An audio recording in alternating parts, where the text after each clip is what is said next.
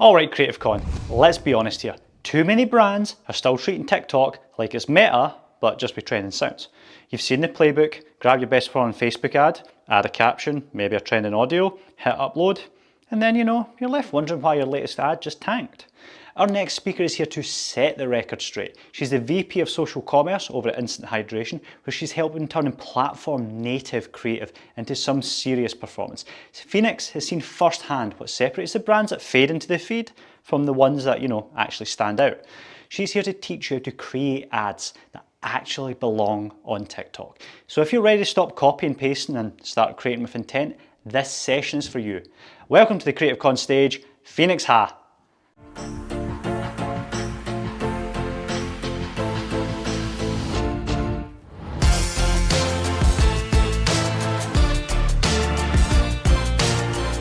Hey guys, I am so excited to be here to talk about TikTok, what's working, what isn't working, and the biggest misconception that Meta and TikTok are the same thing. And if you did media buying in Meta, you're probably going to succeed in TikTok. Let's just really unveil that curtain together. But I am so pumped to dive right in. First, I think it's pretty important to know who's talking to you. So again, I'm Phoenix. I have a pretty eclectic background in marketing. It actually first started in modeling, where I learned more about supply chain and just the business in general, as well as runway and print, but then dove in during a very interesting and unique era of creative marketing and creative agencies. So PR, experiential marketing, influencer marketing. I dove right in and launched brands like Impossible Foods and worked with like Nike, Keen. And it was so much fun because we were brokering deals with influencers and those brands and really growing them from the ground up until I went to Supra, and I was learning so much about in-house, in-brand, how it worked, managing budgets, and getting really scrappy of how to bring brand awareness to the table without spending an enormous amount of money. In doing so, we sold out collaborations pretty quickly with brands like Disney and Modelo and small influencers to large collaborators, but then dove into the agency world, became the director of paid media. I became obsessive with data and learned how to read data, how to analyze it. And in that director paid media role, I was able to scale brands like Brixton, Safariland, Foresight Sports, and so many more to incredible new heights just based off of paid media. So taking that creative background, mixing it with data was intoxicating. But what was crazy is iOS 14.5 had hit and we had to scramble. So in such a weird and fun turn of events, I co-founded a platform called AdBeacon, which is a first-party data tracking platform. Recently just joined Instant Hydration as the VP of Social Commerce. They are the fastest growing hydration product on the market, and it is so exciting to be on board. As you can see, I'm creatively driven, but has to be proven by data. And today we're going to talk about TikTok because I'm growing that side of the business, but also it all started with me actually being a creator.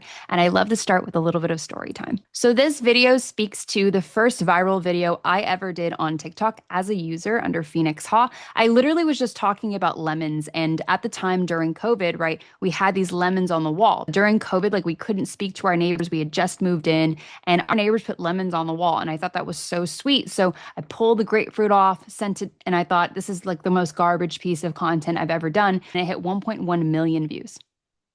If you're confused, don't worry, I'm confused as well, but I wanted to know why this happened, and my media buyer brain just kind of started going. And if you know anything about content, you know series content does very well, especially on TikTok. And therefore, the lemon saga commenced. So you see here, we created 5 videos talking about lemons, different variations, me hopping the fence, grabbing the lemons, making lemon tarts, getting to know them. They ended up actually giving me a piano. It's like a whole thing, guys, but it was so much fun. And doing that, yeah, it didn't create conversions, but I knew there was something here. So why didn't we start thinking about it with a media buyer brand? Why didn't we start doing hooks? So I started A/B testing like nobody's business. These are just a few videos that went viral on my platform. And keep in mind, my TikTok account did not go viral for being a specific persona or the girl that discovers things or Phoenix Ha. No one knows who I am on this platform. It shows and is a testament that the platform is primed for you to go viral in many different verticals. It does not hit the same rules as I would say Instagram does, right? Instagram, we were known that you post X amount of times a day. It has to be a specific niche. It has to be very aesthetically pleasing. TikTok is not like that. TikTok is a discovery app. People want to feel like they discovered something on the platform, whether it be a product, a service, a thought process, a trend. That's what they want. So with that mindset, this is what we built. On the left left-hand side is a COVID video of just me testing. Then we talk about a couple different videos here on products, services, etc. I want to show you what actually converted. Even though these went viral, so many converted. The ones that don't have the X's converted and had similar hooks. So I think it's important to dive in as to why. And I want you to think about why. If you want to know what these hooks are a little bit more in depth, at the end of my presentation, I have actually tagged myself. My entire TikTok is a case study on how to go viral, why I don't matter, and how interesting it is. So if you look at this one with me in a hat, it talks about how my tattoo artist was super kind to me because I bled on his chair. So I have endometriosis, which is a condition that a lot of women, 1 in 10, go through, and we bleed excessively, right? Maybe a little too much information, but I think it's important to know that even that type of content hits because there's a demographic for it. And when we spoke about it, it went viral because it spoke to how caring he was, how kind he was. But then again, the series content, because if you go on the second row, we talked about it again, and he was booked out for 6 months. Now, if you look up top with the jar, we'll talk about this one a little bit more in depth as I would say like the case study to focus on. But the hook for this is you can only have 2 scoops of this and good luck because it's so powerful. First of all, why can I only have 2 scoops of a yogurt? That's crazy. And why is it so powerful? What is this? So I don't actually go in depth to the science behind the yogurt. I don't go in depth with anything. I just say it tastes good, that I'm lactose intolerant and it's great and it's alive. That's coconut, and it's made from coconut. That fascination drove the comment section to have interactions with each other, ask questions, and then I looped into the coconut yogurt team to be able to answer those questions, right? Because now it's an engaging dialogue. The next one over is just about alcoholic popsicles. And just keep in mind, have you noticed that none of these videos have me in full makeup and glam? I look busted. I look homeless. I look raw. I look real. And that's something for you to understand is that TikTok, again, is a discovery app. You need to make it as seamless and easy as possible.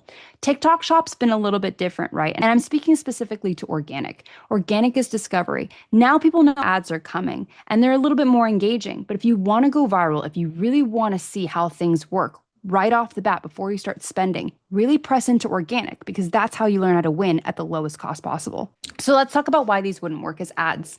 So first, there's no CTA, there's no call to action, right? You know that the ethos behind an ad is a call to action, but also these ad markers for authenticity. So if they see that it's an ad, they usually skip through it. They don't want to see it.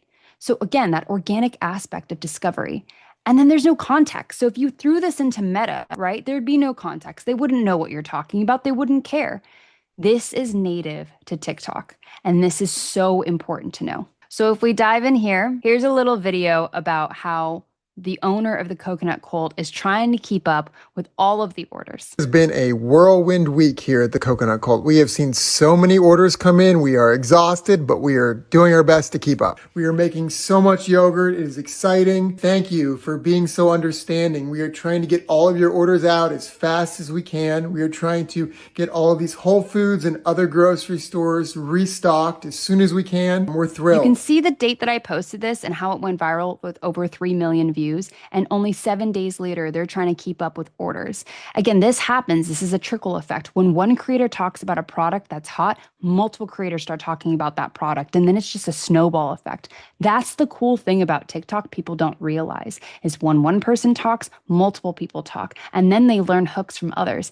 This is so important. Start with organic, see what hits, see what people are doing across the platform. Now, if you're trying to dive into TikTok, I think it's important to note that having a media buyer brain, understanding hooks is really going to help you, but you need to have somebody who's native to the platform that understands how to be effortlessly natural, because that way you can double down on the organic side of things as well as what's trending on the platform. Instagram is so different than TikTok, right? And you have to remember that every step of the way. Remember, content creators are not focused on metrics that we as media buyers are focused on. Content creators care about engagement, community, likes, follows, saves. They don't understand performance metrics, but they are still very important in the mix here. So you need to be able to delve into content creators, but also the media buyer brain is extremely important. They're driven by performance, revenue, profit margin, core, MER, CPC, CPM, CPAs, ROAS, All of these live performance metrics are extremely important, but you need a hybrid of both. And this is, like I said, this is like a perfect depiction of how those two worlds merge together in order to ensure success. So let me talk about Meta and TikTok and how they're not the same. I think many of you are going to go, yeah, Phoenix, that's obvious. Duh, I know this. But do you know this? Because I think having a visual of how different they are will give you the aha before you start spending money and thinking you're going to get a return. If you are penny pinching every dollar, you have to understand why TikTok is an investment, but it has a huge amount of potential for footprint for long-term success. So let's talk about the Meta ecosystem first and foremost. And mind you, don't forget, I bought media off Meta for many, many years. So this is like my bread and butter. This is what I feel comfortable with. And I'm still figuring out TikTok of like, what is this? The first step is Ads Manager. So you know you have Ads Manager, you're sending traffic to the site. You can have static assets, video assets, carousel assets, and usually they perform. Back in the day, you could throw some terrible creative up there and it would still get a return. But as time is going on and as consumers are smarter and smarter every day, they're not just going to take whatever ad comes their way. Meta, you're starting to see CPMs rise. You're starting to see CPCs rise. In this day and age of media buying, we know that LTV is king. We know that acquiring customers costs way more money and the content we put out has to hit. So just having anything out there is not going to cut it anymore. And then you have the organic social component. But Instagram and Facebook aren't what they used to be, right? You can still kind of go viral here and there, but it's all about aesthetics. It's not the same as it used to be. The algorithm is continuously changing, not in our favor. So you just have to remember that these are the two main aspects that you're thinking about when it comes to media buying or Meta in general. But now let's talk about the TikTok ecosystem. And this is something that I want you to buckle up for, that I don't think many people realize in terms of complexity. And you have to prepare yourself. So yeah, there's organic social, which we just spoke to. But again, that algorithm is prime for you to go viral. I have so many different verticals in my TikTok account. Let's talk about this. I have housekeeper talk, probiotic talk. I have relationship talk with my husband and I have book talk. So all these books that I'm discovering. And again, all these things about the Bachelor, the Bachelorette, and no one knows who I am. There are hooks and different ways to go viral. And that is something we need to go while the iron is hot, strike. Then you've got the ads manager. I mean, yeah, the ads manager is just like Meta, but it's so much more complex than you think. You can send traffic over to your site. Absolutely. It could be lead gen, it can be conversion campaigns. But what you're not accounting for is GMV Max. GMV Max is going to be another arm of the ads manager. You can't create campaigns anymore in the ads manager directing traffic to your TikTok shop. That's all going to be GMV Max. And what GMV Max is purely AI. It's going to pull all the content, organic content, all the stuff that you put out there. People are talking about you and they've authorized you to use as ads. It'll pull it and it'll start spending based off of what metrics you want. Think of it like the ASC of Meta to TikTok, but so much different as it's user generated content that's tagged and it's all algorithm based in terms of organic. TikTok Shop is its own ecosystem, guys. It is not what you would think of like a Meta Shops. No, not even close. It is so much more complex. Product listings, how you showcase those products. You are going to get penalized based off of how well or how poorly it does in terms of engagement. You're going to get penalized based off of reviews. You're going to get penalized based off of anything and under the sun because they want consumers to have the best experience possible. The first thought most people have when they think about TikTok Shop is like Temu, right? They think that it's like a sketchy platform. They don't feel confident to buy. So TikTok's working very hard to be able to make people feel trustworthy on the platform and that they're looking out for the consumer. So don't look at TikTok Shop as an easy win. It is not an easy win, but it has a lot of reward. Now, here's another component we don't think about, the affiliate hub. Have you ever seen those ads that have the little orange shopping cart in the left-hand corner where it tells you to shop, to buy, etc.? Now, think about this. Instead of paying retainers, which in some degrees you can, imagine just gifting your product to all these creators, having a set aside budget for this, have them talk about it, and now you have content all across the platform talking your brand and they can pay. There's commission structures, there's gamification, there's so much to this. This is like a community manager. It's not that simple, but again, people are going to talk about you. And if more creators see that other creators are making money, naturally they want to make money as well. So they're going to hop on board. They want to test your product. They want to get a free sample. This is probably one of the most important parts of TikTok Shop people don't think about. They think they can just dump money towards the biggest creators and call it a day. No, no, no. The micro creators, there's gold in here. And you need to be able to find the right ratio between GMV Max, Ads Manager, and also the Affiliate Hub. And this is another side I don't think many people realize is there are subscription capabilities, sure, in TikTok Shop if you qualify, but also there's marketing automation. Now think about email. The idea of email and SMS in TikTok Shop. They have segments already prepared in there for you to engage with existing customers or customers that haven't bought or high intent customers, etc. You can DM them and it's free. It's not an extra cost. You can create systems and flows to be able to re-engage with these people for low-hanging fruit. That is crazy. I have never seen that before. And in doing so, you're going to be able to pick up the pieces where you left off at a much cheaper cost to yourself. Again, TikTok wants to incentivize us to spend. And the last component that people don't think about is customer support. So customer support is not just like answering DMs. You are graded on CSAT scores, just like your website, just like any other platform that has heavy weight behind it. If you have poor reviews, your listing could be taken down or penalized. If you don't respond within a certain amount of time, you will be penalized. And when you're penalized, capabilities and viewership and engagement of your product listing will go down. You will get hurt. So unless you're able to fulfill, unless you're able to support the side of it, it is just as important as any other side of the business. I had to learn the hard way for everybody. I'm just telling you right now that these 6 components in TikTok Shop are things to consider aside from what you would normally do in Meta. So would you approach this the same way? I am going to beat this drum until I am blue in the face, but it is so important because I want to make sure that you guys are set up for success. Prepare to spend. Prepare to spend quite a bit of money. It's not an easy lift. It takes a lot of time to get through it, but think about the brand awareness and the halo effect it could potentially have to Amazon, to your website, to everything. I talked about LTV being what hits the hardest and how brand notoriety and brand loyalty is the most important thing. And if you can make it win on TikTok, you're setting yourself for long-term success and not just short-term profitability. The next thing is prepare a content flow. If you're thinking of posting once a week, this is not the platform for you.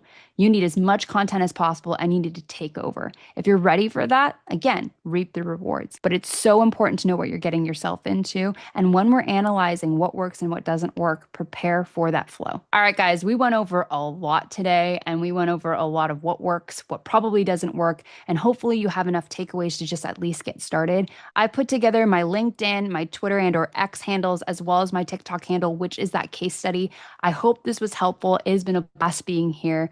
Have a great rest of your week, guys.